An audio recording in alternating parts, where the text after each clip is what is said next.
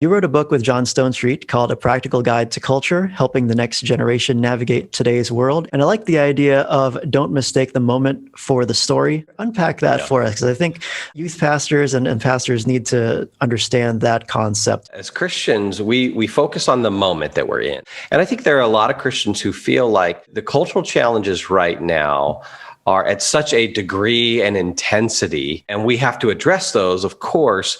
That can be overwhelming when you start looking around the world, you start looking around your culture, you see what's going on, and you can despair. This is where it's so important for us as believers to step back and say, okay, wait a second, this one singular cultural moment is part of a larger story, right? That starts in Genesis chapter 1.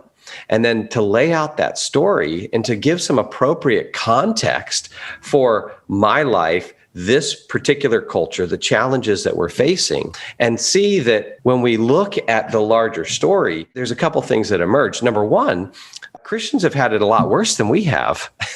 Also, number two, it helps you to realize that God's story, God's truth is continuing to march on.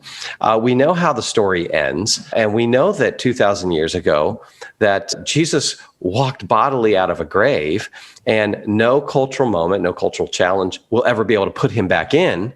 And so of all people, we should be the ones who exude hope and this optimism, because we know how the story ends. We know that Christ, our King, will come back and will conquer sin and death and will eventually make all things new. So we live out of that story versus just the particular moment. And that allows us to live with hope, because we know that there is a wonderful, amazing, beautiful ending to all this.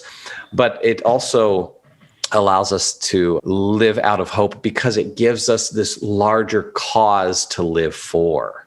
And that, I think, is one of the things that we just see a crisis in our culture is we become so self-absorbed, so nihilistic, so narcissistic, and we don't live for anything bigger than ourselves.